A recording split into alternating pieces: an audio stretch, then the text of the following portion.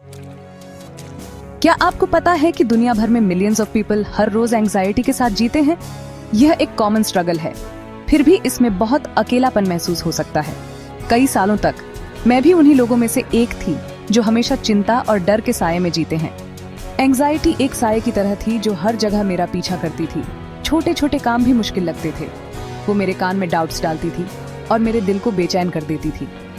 मैं अक्सर सोचती थी कि क्या मुझे कभी सच्ची पीस मिलेगी या मेरे मन के अंदर के तूफान को शांत करने का कोई रास्ता मिलेगा। अपने ही ख्यालों में फंसा हुआ महसूस करना एक भारी बोझ था जो मेरी जिंदगी के हर हिस्से पर असर डाल रहा था। एंजाइटी के साथ मेरा पर्सनल जर्नी धीरे धीरे शुरू हुआ, जैसे एक छोटी सी नदी धीरे धीरे बढ़कर तेज बहने वाली नदी बन जाती है।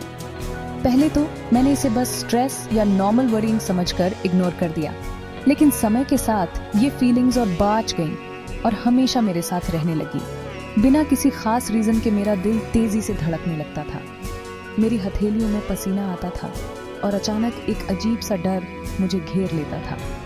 मैं इस साइकिल से बाहर निकलने का रास्ता ढूंढ रही थी और एंजाइटी की पकड़ से अपनी जिंदगी वापस पाना चाहती थी, ताकि मैं फिर से हल्का और जॉयफुल महसूस कर सकूं।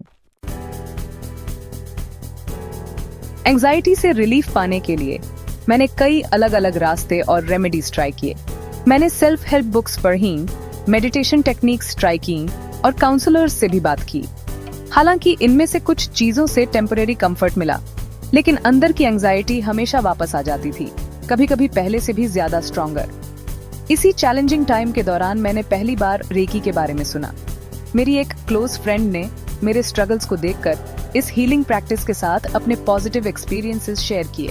शुरू में मैं थोड़ी स्केप्टिकल थी, क्योंकि मुझे एनर्जी हीलिंग के बारे में ज्यादा पता नहीं था, लेकिन उसकी जेन्युइन स्टोरी और उसके चेहरे पर जो नोटिसेबल पीस थी, उससे मेरे अंदर उम्मीद की एक किरण जागी।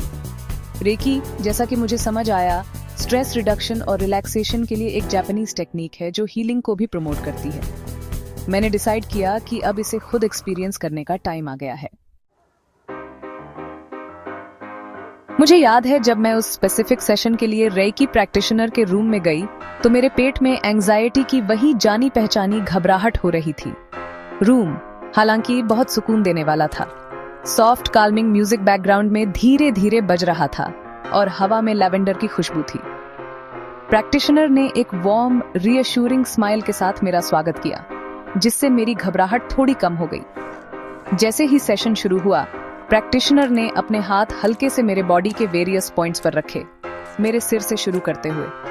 मैंने अपनी आंखें बंद की और रिलैक्स करने की कोशिश की, अपनी ब्रेथ पर फोकस करते हुए। जल्द ही मुझे उनके हाथों से एक जेंटल वार्मथ मेरे बॉडी में फैलती हुई महसूस होने लगी। यह एक डीपली कंफर्टिंग सेंसेशन थी, जैसे किसी ने प्यार से गले लगाया हो। जब सेशन खत्म हुआ तो मैं कुछ देर वहीं लेटी रही, इनक्रेडिबली लाइट और सीरीन महसूस कर रही थी।